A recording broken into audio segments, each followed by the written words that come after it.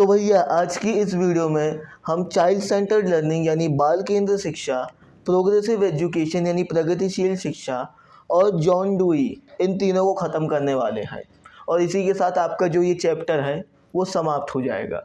तो सबसे पहले जानते भैया ये हमारा प्यारा सा चाइल्ड सेंटर्ड लर्निंग या फिर बाल केंद्र शिक्षा होती क्या है। तो नाम से ही समझ में आ रहा है कि भैया सेंटर या केंद्र क्या होगा भाई, बच्चा होगा।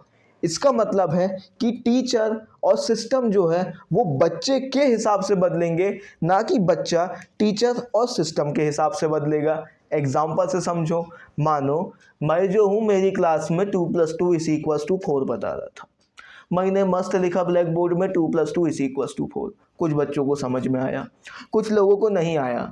मैंने 2 सेब बनाया, 2 सेब बनाया, मिला दिया, 4 सेब हो गए और बच्चों को समझ में आया। फिर मैंने आसपास देखा, 2 पेन उठाया, बताया ये 2 पेन है, मिला दिया, 4 हो गए। ज़्यादातर बच्चों को समझ में आ गया।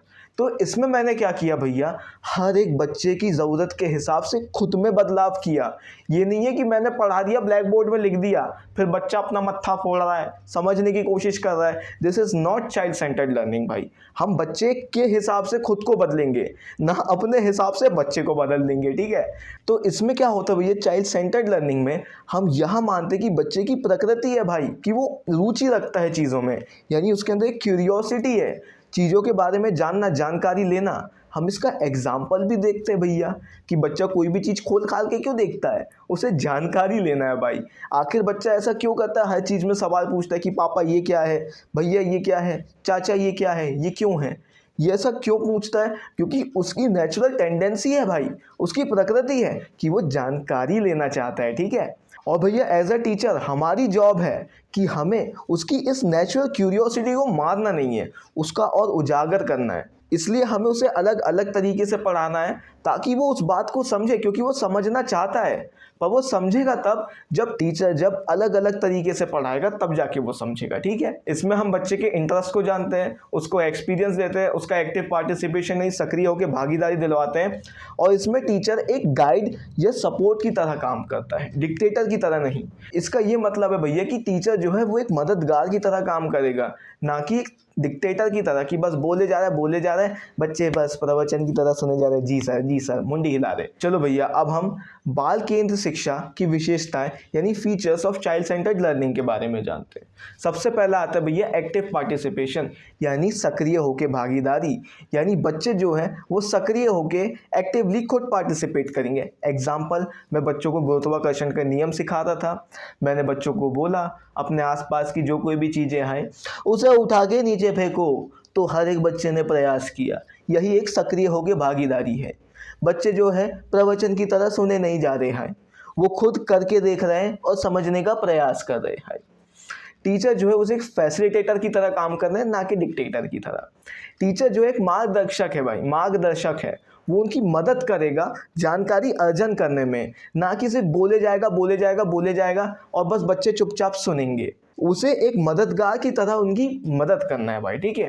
Respect individual differences and abilities, यानी व्यक्तिगत भिन्नताओं का सम्मान करेगा कि अगर कुछ बच्चे जो है उन्हें समझ नहीं आया है तो अलग अलग तरीके से पढ़ाते जाओ ताकि सारे बच्चों को या ज़्यादातर बच्चों को तो समझ में ही आ जाए। वही एग्जाम्पल याद रखना मैथ्स का, मैंने अलग अलग तरीके से क्यों पढ़ाया, ताकि जिस बच्चे की जो ज़रूरत है वो उस हिसाब से उसे समझ ले। फिर क्या आता है भैया, एनकरेज क्रिएटिविटी एंड क्यूरियोसिटी, यानी उनके अंदर की जिज्ञासा, रचनात्मकता, इनको और बढ़ाना है। जब मैंने उन्हें ये बोला कि बेटा ये पेन ऊपर से नीचे क्यों गिर रहा है, इसके पीछे क्या रीज़न है, क्या तर्क दोगे तुम, तो बच्चे बोलने लगे कि सर ये जो पृथ्वी है वो ऊपर की तरफ आ रही है। एक ने बोला कि सर ये भार है इसलिए नीचे गिर गया। एक ने बोला कि सर आपने ऊपर से नीचे छोड़ दिए तो ये गिर गया। तो भाई ये उनके क्रिएटिव आंसर्स है यार, वो इतने तरीके से सोच सकते हैं, उनके अंदर की जिज्ञासा नहीं मारना है भाई। अब जब मैंने ये सवाल पूछा तो बच्चे और जागरूक हो गए, अरे हाँ यार सर ऐसा क्यों हो रहा है, ऐसा क्यों हो रहा है। उनके अंदर की क्यूरियोसिटी और बढ़ाना है अपन को, ठीक है। और उनकी प्रॉब्लम सॉल्विंग स्किल्स जो है उन्हें बढ़ाना है, ठीक है, कि वो समस्या का समाधान कर पाए। और हम चाइल्ड सेंटर्ड लर्निंग में क्या चाहते हैं कि बच्चे का होलिस्टिक डेवलपमेंट हो, यानी समग्र विकास हो। इसका मतलब उसका शारीरिक, मानसिक, सामाजिक और संज्ञानात्मक हर प्रकार का विकास हो, ठीक है, यानी फिजिकल, सोशल, इमोशनल, कॉग्निटिव हो, ठीक है भाई। तो चलो भैया अब अपन अपने अगले टॉपिक में जाते हैं भाई, जिसका नाम है प्रोग्रेसिव एजुकेशन, यानी भैया प्रगतिशील शिक्षा। तो अगर तुम लोग मानते थे भैया जो चाइल्ड सेंटर्ड लर्निंग यानी बाल केंद्र शिक्षा और हमारा प्रोग्रेसिव एजुकेशन यानी प्रगतिशील शिक्षा दोनों अलग है, तो नो नो नो हाँ अम्मी जान कहा करती थी कि जो बाल केंद्र शिक्षा है उसी से ही निकला है हमारा प्रोग्रेसिव एजुकेशन यानी कि भैया प्रगतिशील शिक्षा। इसका क्या मतलब है भैया, that the progressive education is actually derived from child centred learning, हमारे बाल विकास से ही निकला है भैया प्रोग्रेसिव एजुकेशन।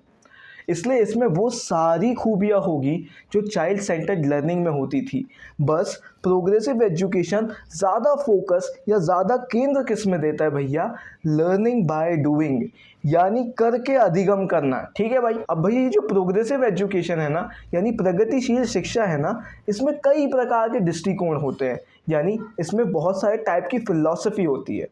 अब ये फिलॉसफी क्या होती है, ये किसी भी चीज़ को भाई देखने का एक नज़रिया होता है। जैसे मान लो डेथ है भाई, कुछ लोग मानते हैं कि भैया डेथ में पहुंचने के बाद ज़िंदगी ख़त्म है, और कुछ लोग यह मानते हैं कि डेथ होने के बाद एक नया जीवन चालू होता है। तो ये डेथ को देखने के अलग अलग नज़रिया है, ठीक है। सबसे पहले क्या आता है भैया, ह्यूमनिस्टिक एजुकेशन, यानी भैया मानवतावादी शिक्षा।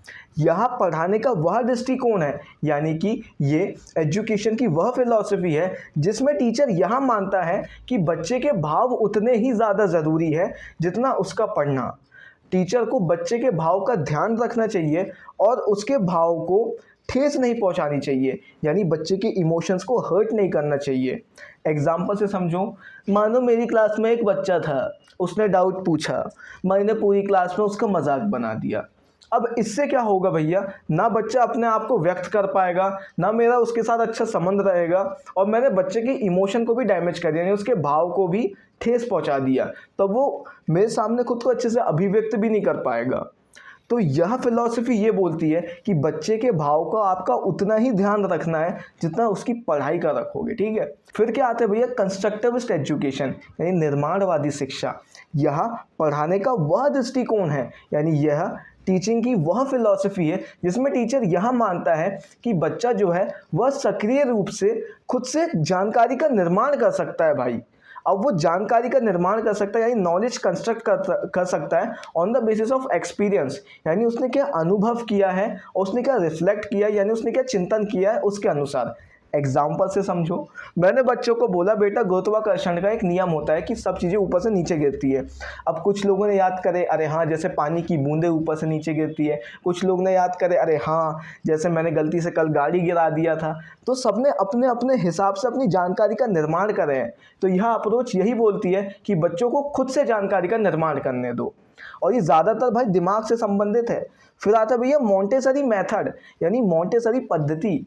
यहाँ पढ़ाने का वह दृष्टिकोण है या फिर ये एजुकेशन की वह फिलॉसफी है जिसमें टीचर यह मानता है कि बच्चा खुद से करेगा, अपनी गति में करेगा, अपनी इंद्रियों का इस्तेमाल करेगा, यानी खुद से करेगा, अपने पेस के हिसाब से करेगा, अपनी दर के हिसाब से करेगा, और अपने बेसिक सेंसेस का यूज़ करेगा, यानी हम उसे हाथ से खुद करने देंगे।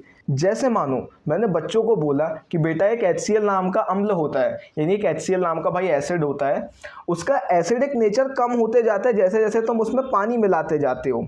अब ये मैंने मुंह से बता दिया कि उसकी अम्लीयता जो रहती है भाई वो कम होते जाती है जैसे जैसे उसमें अपन पानी मिलाते जाते हैं।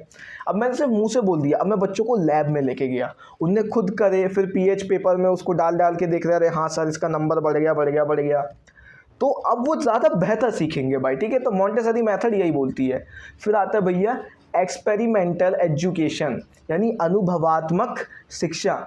यहाँ पढ़ाने का वह दृष्टिकोण होता है या फिर टीचिंग की वह फिलॉसफी होती है जिसमें जो टीचर है वो बच्चों को डायरेक्टली एक्सपीरियंस यानी प्रत्यक्ष रूप से अनुभव करने देता है कि वो खुद से करते जाएंगे, गलती करेंगे, फिर सीखेंगे और फिर करते जाएंगे। यानी यहाँ पे बच्चे खुद से करेंगे और गलती से सीखेंगे और फिर करते जाएंगे, ठीक है भाई।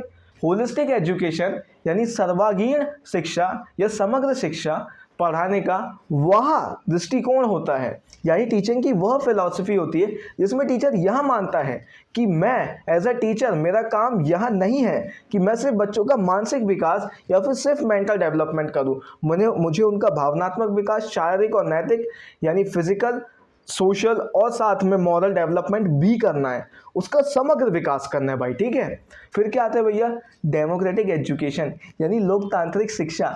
यह पढ़ाने का वह दृष्टिकोण होता है, यानी ये टीचिंग की या एजुकेशन की वह फिलॉसफी होती है जिसमें टीचर यह मानता है कि हर एक बच्चे के पास फ्रीडम ऑफ चॉइस है, यानी वो चाहे तो अपना निर्णय जो है वो खुद से ले सकता है भाई, विकल्प खुद से चूज कर सकता है, उसके पास यह स्वतंत्रता है।